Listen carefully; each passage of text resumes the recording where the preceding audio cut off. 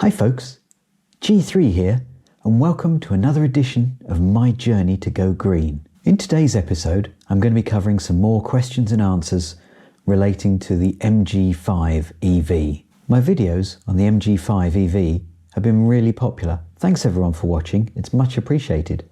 And thanks also for everyone who's left comments and questions. I have posted one video which covers a number of questions and answers to those, but I've had a lot more questions in since then, and some great answers from the EV community who have shared their knowledge. It never ceases to amaze me how the EV community just comes together and helps each other out to help promote electric vehicles. It's fantastic. There was also an inaccuracy in my previous video about the finance deal, so I thought I'd better put that straight in this video. So, let's get on with some more of your questions and answers. First up, I had a comment posted by Samit Govan. Thanks a lot. He said, I've ordered an MG5 EV.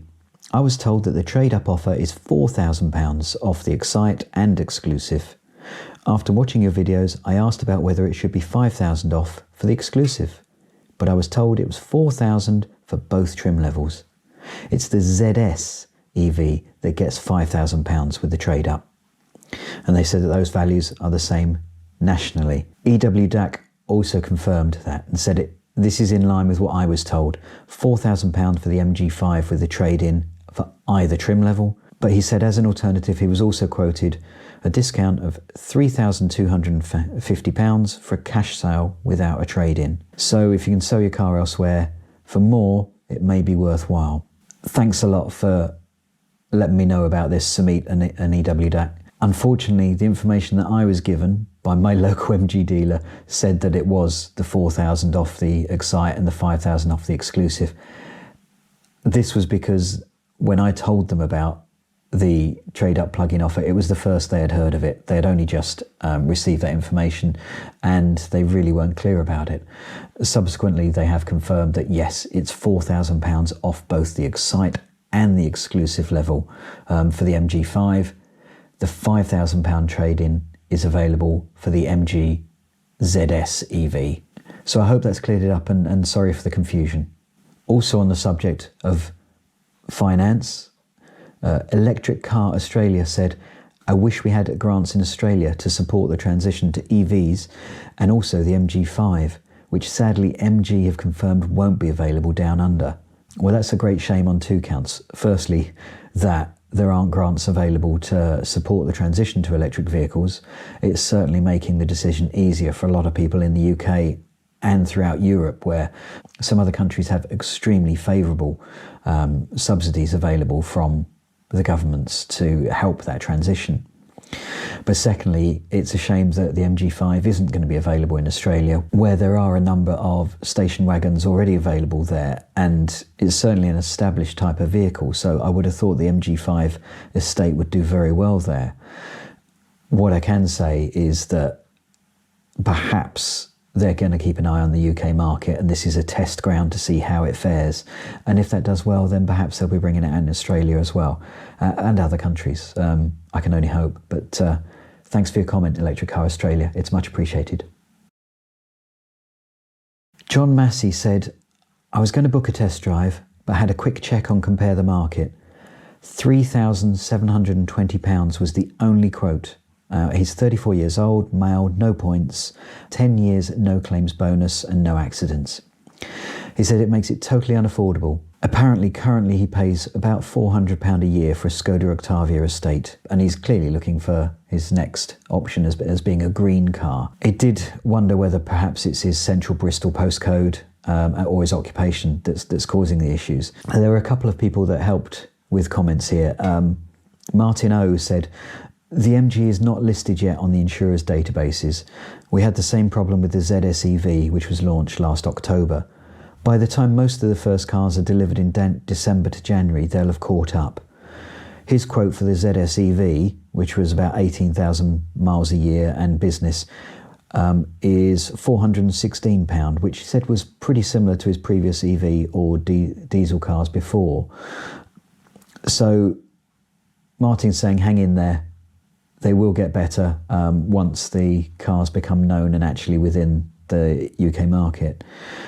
Mark Chinnery also suggested that it might be worth checking out MG, who offer their own insurance, and that could be worth an option. And Mark Northway also suggested going to an old school insurance broker, because he feels they seem better at these kind of things than the comparison sites, and that potentially you could get a better deal that way. So don't give up. I've seen it listed at Insurance Group 32. I'm not sure whether that will change or if that is cast in stone, but it's certainly worth shopping around, trying the old style insurance brokers to see what they can come up with. When the cars do actually get here, you may well find that the insurance groups have settled down and the insurers are offering better deals. So fingers crossed. But thanks for the question. I had a comment from Gabriel Gilson, who covered a couple of different areas. Now he said, I had a test drive of the MG5 EV and an e-Niro this week. He says the Niro felt oddly cramped and was clumpy over the speed bumps, and that he didn't like the small rear window. He said, I actually enjoyed driving the MG more, which surprised me. I liked the screen position and the mix of real controls and touchscreen.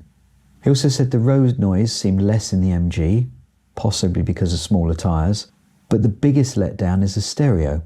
It was terrible in the MG. He did finish by saying the finance deals look strong, and that it's interesting times. In answer to that, yeah, I'm always amazed by how many cars have what appears to be bad visibility. It just seems strange that people choose these cars when clearly they're not going to have the best visibility out of the back. As I say, I thought the MG5 EV was okay. It was a little bit restricted by the headrests in the back, but generally the all-round visibility seemed okay to me. The road noise, yes, I thought the MG5 was pretty good when it comes to road noise compared to the ZS EV that I tried. I haven't been in an e-Niro, so I don't really know what the situation is with that, but I know that others do find them great cars. With regards to the sound system, well, we didn't have that on in the video because of copyright of the music playing. We did check it out briefly and it seemed okay to us. Now, there was a comment from Andy Taylor. Thanks so much for chipping in here, Andy. And he says, I've tested it twice now. The stereo is actually pretty decent. He says there's a 3D sound setting that massively improves it. And he was comparing it to a Bose system that he's got in his Leaf, so quite favourable there. Martin O said that it's the same sound system that's in the ZS EV exclusive. It takes some tweaking in the menus to get it set up, but you can get it to be a pretty decent sound. So it sounds positive that the sound system can actually be quite good. My choice for a bit of nighttime driving, it would be putting on Disintegration by The Cure. Can't beat it. I touched on charging speed in the last video, and there have been a couple of people that have kindly given their response and thoughts from other things they've seen. Mark Chinnery said, it looks as if your comments about the ZS may also apply to the MG5. He says he found a video where it looks like a rate of up to 80 kilowatts might be achievable when you've got a low state of charge. So I'll include the link to that video down below so that you can take a look as well. Steve McCormack says, if my memory serves me well, it was confirmed on another video that the MG5 does actually charge to 80 kilowatts. So that's positive. And Dave Bell said the MGs will charge at 80 kilowatts with suitable chargers and a low state of charge. He also touched on the VES. He says it can be switched off, but defaults to on each time it started. And that's great news for Keith Ware, who said he had a test drive of the MG5 and found the VES a bit intrusive. The dealer said he didn't think it could be turned off, but obviously Dave said that that is possible. So that's great news about the charging speed. It'll mean that stops will be a lot quicker, that you can top up faster when you've got that low state of charge, which is brilliant. Andre Holstein says, does it have a heat pump? I haven't found any information about that specifically, but according to MG's FAQs, the MG ZS EV doesn't have a heat pump. So I would imagine that that is going to be the same with the MG5 EV. What they state is the MG ZS EV is equipped with a standard heating and ventilation unit. and the energy to heat or cool the cabin is provided electrically.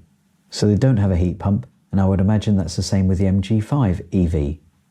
Of course, if anybody knows for sure, if you can post it in the comments, that would be great. Thanks. I had a question about the lights, and Daniil Alexandrov said, just one question, LED headlights on the exclusive model, or are they halogens? I didn't check the lights during my test drive because it was daytime, but the brochure states that both models have LED daytime running lights and bifunction projection headlights. I have to be honest, I don't know what bifunction projection headlights are. Of course, if anyone else can add in the comment and let us know for sure, that'd be great, thanks. Denial says that he's 99% convinced to get the car, he just needs to book a test drive first. So I hope that went well. So that was the end of the questions, but there are a number of comments and observations that were left. So let's have a look at some of those as well. Andrew Dyson said, it's simple, you get what you pay for, although MG do seem to give you an awful lot for your money. He says at least they're pushing the boundaries and forcing the others to think about cost. He says good luck to MG. He hopes that it forces some good competition on the market through this. He's not going to be buying an EV for about 2 years when he's next due to buy his car, but he does say there's interesting times ahead and that he's watching the space. Yeah, it's not a bad thing waiting another couple of years because obviously there'll be even more advancements. There are potentially some exciting developments that are occurring in China and elsewhere that will perhaps roll out here in years to come. I was watching the Fully Charged channel and they had an amazing video about the Neo range of cars in China, and that lets you swap your batteries in about 5 minutes. And yes, actually swap the batteries out of the car. You can pre-book, pull into a charging station, it's all automated, they'll drop the battery pan out the bottom of the car, it slides out, they slide a fully charged version in, that comes up, it gets screwed into the car, and then you're ready to go. And all you're paying is pretty much the cost of just the electricity you're using. They've got a network of these in key places in China so that the drivers can just book in, drive in, and change that battery pack for a fully charged battery pack. And of course, this obviously helps with the problems for battery longevity and ensuring that they're still in tip-top condition. It looks amazing, so that'd be fantastic if that comes over to the UK and Europe in general. So good luck in 2 years' time, Andrew. I hope you manage to get your first EV.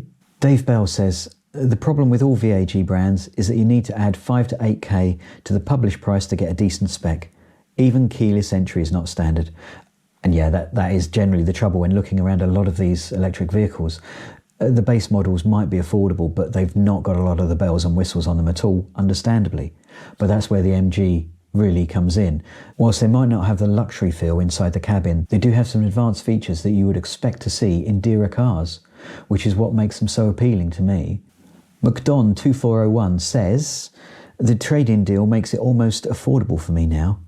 The only problem I'm having is picking the MG5 or the MG ZS EV. He says he's had a range of SUV and estate cars over the years, and while he's liking the ZS with all the toys, the dash and extended range of the 5 are making it tricky to decide. Yeah, I have to agree with you there. The MG ZS EV has some great features on it, but it's the range of the MG5 for me that's really catching my eyes, because I need that. With not being able to charge at home, I need that range, and it's definitely looking that way for me at the moment. I mean, if they came out with an upgraded MG ZS EV that had a longer range, I would probably be going down that route, but that's not happening to my knowledge. And finally, William Armstrong said, going out for a test drive later today, and thanks for the info on pricing. Well, William, I hope that test drive was good. Be interested to hear your thoughts, whether you liked it, whether you're going to be getting an MG5. Let us know. So that's it, folks. Thanks for all your comments, questions, and I hope that helped by answering a few more questions that you might have had. Thanks so much, everybody that's taken time to watch the video and share their thoughts and experiences with the EV community. It's fantastic. I hope that everybody that's had a test drive enjoyed the experience, and for those that have decided to purchase an MG5, hopefully the time will come round quickly to when the shipment comes in and you get your car. It'd be great to hear about your early experiences of the car and how you found it, whether it does live up to your expectations. So I hope you enjoyed this video, and if you did, please click like. Don't forget to subscribe to the channel. I post videos about my journey to go green, giving lots of hints and tips on things that I've learned and things that you might find useful. So please do subscribe and click the bell icon so you get notified when I load up a new video. So until next time, bye.